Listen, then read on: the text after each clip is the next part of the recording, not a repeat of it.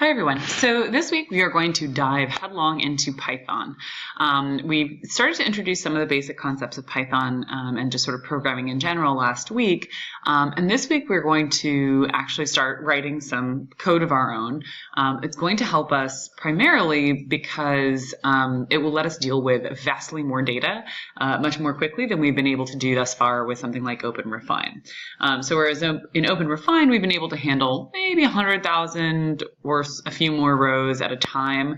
When we work with Python, we're going to be able to deal with several million rows at least at once. So to get a sort of an idea of how of sort of what the trajectory is here, we've been constantly scaling up the volume of data that we're working with. Python is also, because it is a programming language, it's also incredibly versatile. It's it can be used for any number of tasks. So think of this also as an introduction to Python 3, which is something that, should you choose to pursue it, will continue to be of use to you in doing other types of data journalism going forward. So to work in Python, we're going to be using a program called Aptana Studio 3. Aptana Studio 3 is what's known as an integrated development environment, or IDE. Basically what it means is it's a text editor that is specifically designed to work with code. So it's going to give us the kind of helpful hints that you get, for example, when you're typing in Microsoft Word or Google Docs, you get grammar checking and spell checking, things like that. Aptana Studio 3 is going to do that, but it's going to do that for us for code. It's also going to give us a way to actually execute the code, which we have to do in sort of a separate little window. But that's why it's an integrated development environment, because it lets us do both of those things together. So when we first launch Aptana, you're going to get a window that looks like this. It has this sort of default thing where it says, what's your workspace?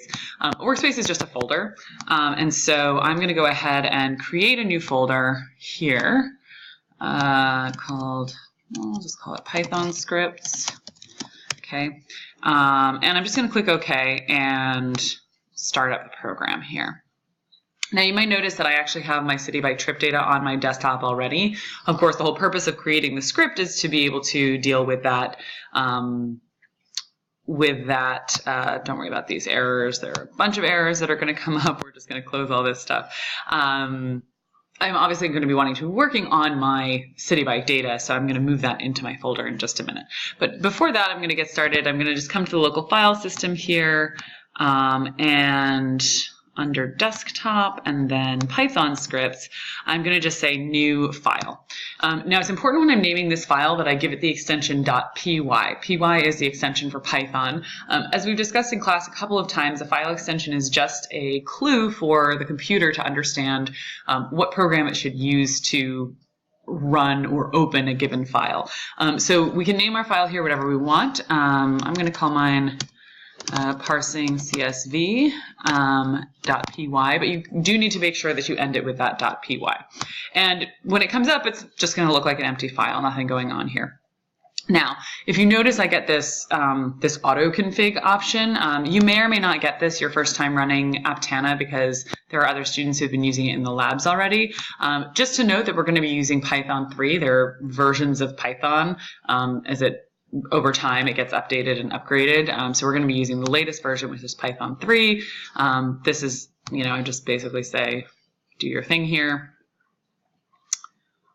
And hopefully this will take not more than a couple of seconds. Okay, so the first thing I want to do is test that actually my installation of Python is working, right? Because if that's not working, everything else is going to fall apart. And so what I need to do is I need to first write some code in my Python file. So I'm going to do this by using a very common mechanism here called the hello world function. This is a classic from computer science, and I'm using the print command. Now I want to point out several things here. One, you'll notice that when I started typing, that when I typed print, it's turned blue. Now it's turned blue because this is Aptana Studio 3, knowing that we're working in Python. It's letting us know that print is a special or a reserved word. Okay, it has a particular meaning. Most importantly, we shouldn't use the word print as a variable name, or it will get all confused.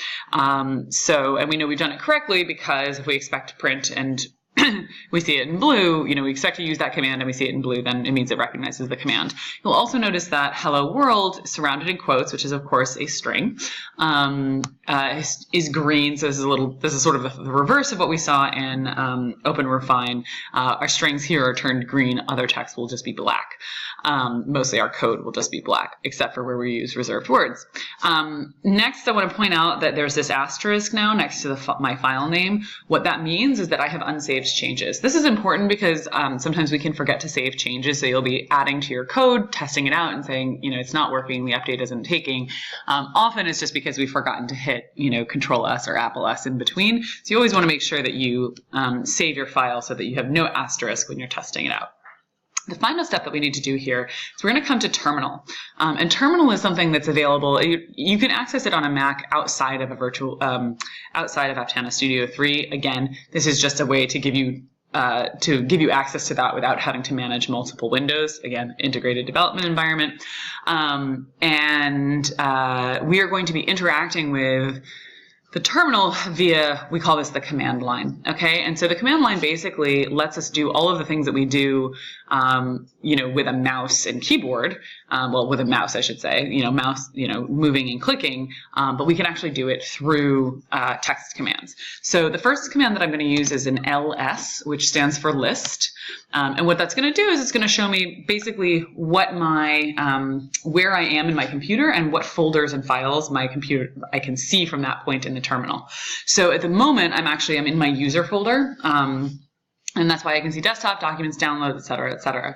So I want to move onto the desktop because, of course, that's where I created my Python scripts folder where I'm keeping this Python file. And to do that, I'm going to type cd, which stands for change directory, and desktop. Now, this is a nice trick. If I start typing desktop, for example, as long as I have put in enough characters to make it unique, note that it is case sensitive, so I do have to use a capital D. I don't have to type out the entire thing perfectly. Once I've put in several letters, typically, I can hit tab, and it's going to fill in the rest for me, right? It's going to say, oh, I see, what it is. So it's actually kind of nice because when we're running our files, we don't have to type in the entire name every time. So now I hit enter, and you'll notice that now it has changed my position. See, it's added this blue desktop entry to the line. So it's saying, okay, you're now in the position of being on this user on the desktop. Now, if I do an ls to list, I can see my Python scripts folder. And again, I can cd into that folder.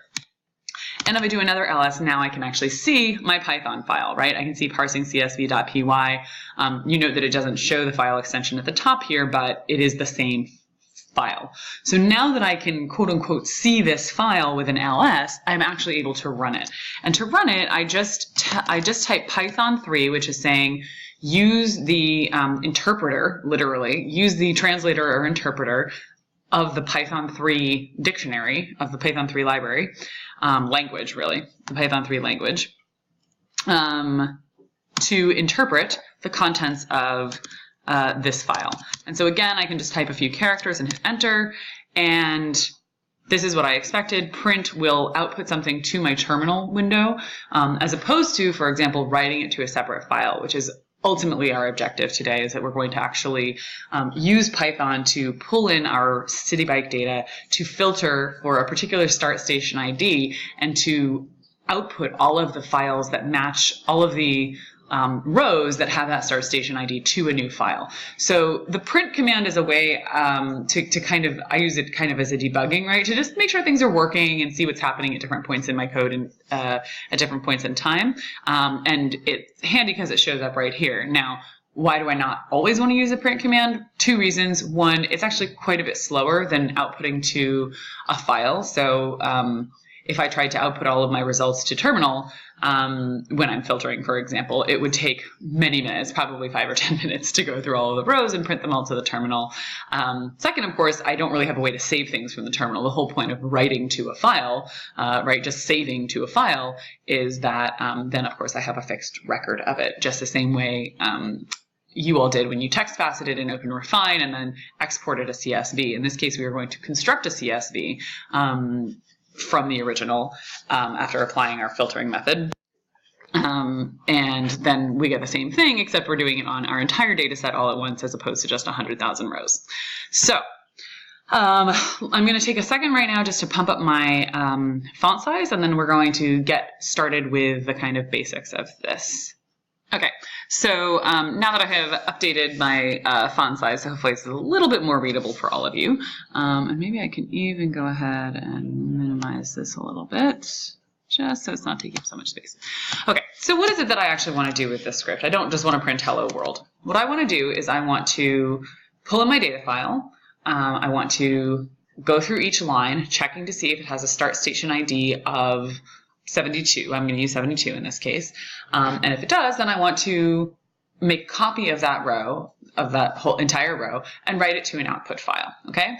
So actually the first step in doing any program is to do exactly that, which is to write out what it is we're trying to accomplish. So my outline is going to be open my source data file, and it's handy here to actually put in the name, to put in some of the specific details. So in this case, first of all, I'm going to copy this file name if I can. Come on. I guess I have to do it this way, which is sort of silly. Okay, so I'm going to copy this into here. .csv. Okay. The other thing I'm going to do is I'm going to again move my data file into my Python scripts folder. This just makes it easier to deal with. It's not that everything always has to be in the same folder for you to use it in Python, but it is going to make it easier for us. Okay. So first I want to open my source data file. I want to, let's see, I want to create a file. Well, I want to convert it to I'm going to use a CSV library. Use CSV library to make it easier to handle. I'm going to create a reader and a writer for the output file. Then I'm going to go through the source file one row at a time.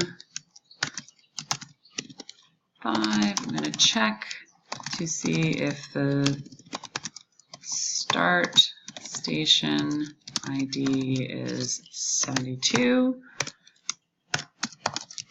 If it is, make a copy of the row and write it to my output file. And finally, once I've looked through all the rows, close all my open files. Okay, so another thing to point out here, you may note that I have begun each of these lines with a hashtag. Okay, what that means is that what follows on that line is a comment. In other words, the computer should ignore it, not try to treat it as Python code. These comments are extremely important because they are the way that we as the programmer explain in English what we're trying to accomplish, what our code is doing. And I can guarantee you that no matter how expert you become at Python, or anyone is at Python, one of the most frustrating things in dealing with code is either looking at someone else's code or coming to your own code and not being able to remember quite what you did and having to figure it out from reading the code itself. So one of our biggest focuses in this course is going to be, as we work with Python, is going to be looking at the quality of our comments and making sure that we're explaining clearly what each line of code is doing, as well as what our overall program is doing. So that's what we've done right here at the top. We said, look, this is what our program is going to attempt to do.